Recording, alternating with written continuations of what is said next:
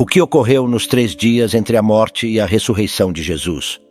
Os 4 evangelhos de Mateus, Marcos, Lucas e João relatam que Jesus foi crucificado, permanecendo nesta condição por cerca de 6 horas, até que finalmente faleceu.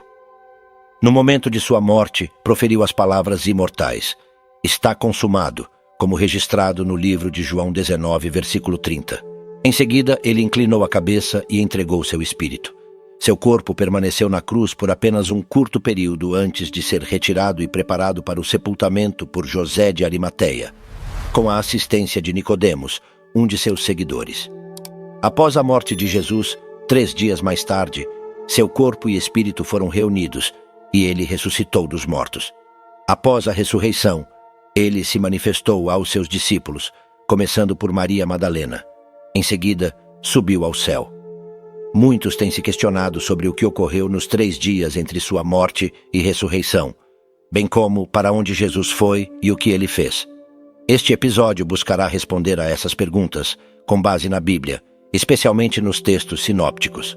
Os evangelhos não nos fornecem um relato detalhado das atividades de Jesus durante os 3 dias, também conhecidos como os dias angustiantes no inferno, ou a descida ao inferno. Mateus, Marcos, Lucas e João concentram-se principalmente nos eventos que culminaram na crucificação de Jesus e em sua ressurreição. O período entre sua morte e ressurreição é mais fundamentado em interpretações e tradições teológicas do que em relatos bíblicos explícitos. Entretanto, iremos aprender muito sobre esse período crucial para a humanidade. Uma das revelações mais esclarecedoras sobre o destino de Jesus nos 3 dias após sua morte pode ser interpretada a partir de sua conversa enquanto estava na cruz. De acordo com a Bíblia, Jesus foi crucificado ao lado de 2 ladrões, e um deles pediu a Jesus que se lembrasse dele quando Jesus entrasse em seu reino. Lucas 23, versículo 42. A resposta de Jesus foi notável. Jesus lhe respondeu: "Em verdade te digo que hoje estarás comigo no paraíso." Isso sugere que após sua morte, Jesus foi para o paraíso ou para o céu, o que é plausível, considerando que, ao entregar seu espírito nas mãos de Deus ao falecer, esse lugar de bem-aventurança e amor eterno, que é o céu, é o destino mais adequado.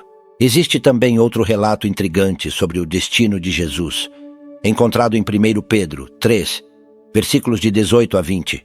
Este trecho afirma que, pois também Cristo morreu uma única vez pelos pecados, o justo pelos injustos, para conduzir-vos a Deus, morto sim na carne, mas vivificado no Espírito, no qual também foi e pregou aos espíritos em prisão, os quais, noutro tempo, foram desobedientes quando a longanimidade de Deus aguardava nos dias de Noé, enquanto se preparava a arca na qual poucos, a saber, 8 pessoas, foram salvos através da água.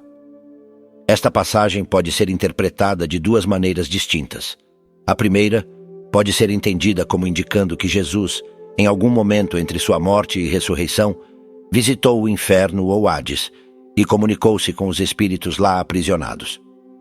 Nessa perspectiva, esses espíritos podem ser de natureza demoníaca ou pertencer a seres humanos. Também é possível considerar que sejam anjos errantes. Contudo, é mais provável que os espíritos mencionados na passagem se refiram a anjos caídos, aqueles que foram detidos por terem violado as leis de Deus, liderados por Lúcifer, que os desviou de sua devoção a Deus. A segunda, que faz menção ao dilúvio de Noé, sugere que a transgressão ocorreu antes da era de Noé.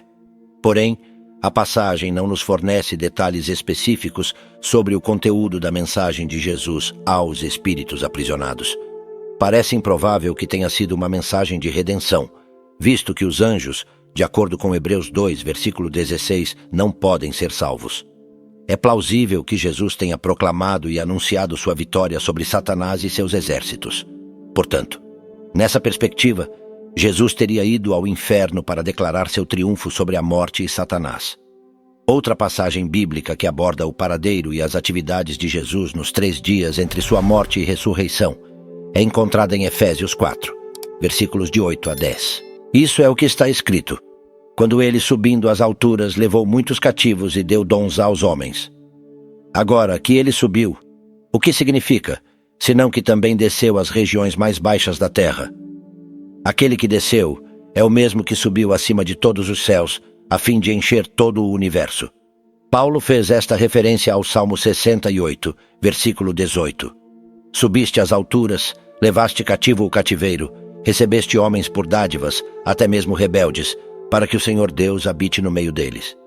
Isso é interpretado como o ato de Jesus, após garantir a salvação na cruz, reunir todos os redimidos do paraíso e levá-los para sua morada eterna no céu. Essas eram pessoas como Abraão, Davi, Josué, Daniel, Lázaro, o ladrão na cruz e todos os outros que já haviam sido justificados pela fé. Jesus os conduziu do Hades, que é a morada dos mortos, para o seu novo lar espiritual. Outra interpretação de Efésios 4 é que nos 3 dias entre a morte e a ressurreição, Jesus derrotou e aprisionou nossos inimigos espirituais, que são o diabo, a morte e a maldição do pecado. Ele então subiu vitoriosamente ao alto, retornando ao céu como Deus. Essa perspectiva também encontra base em Mateus 12, versículo 40, que diz: Porque assim como esteve Jonas 3 dias e 3 noites no ventre do grande peixe, assim o Filho do Homem estará 3 dias e 3 noites no coração da terra. É fundamental destacar que os detalhes precisos do que ocorreu durante esses 3 dias não estão explicitamente descritos na Bíblia, e diversas tradições cristãs mantêm perspectivas variadas sobre o assunto. No entanto, podemos fundamentar nossa confiança nas próprias palavras de Jesus a respeito. Ele declarou: Hoje estarás comigo no paraíso, o que nos dá a convicção de que ele partiu para o paraíso após proclamar sua vitória sobre a morte e concluir sua obra de redenção. Senhor, agradecemos por nos conceder entendimento sobre os eventos que ocorreram nos 3 dias entre a morte e a ressurreição de Jesus. Mesmo quando os detalhes não são explícitos, encontramos confiança nas suas palavras e na sua obra redentora. Que possamos continuar a refletir sobre sua vitória sobre a morte e encontrar consolo na promessa do paraíso. Amém. Obrigado por assistir, deixe seus comentários abaixo e, por favor, nos apoie inscrevendo-se no canal, curtindo e compartilhando este vídeo. Deus te abençoe.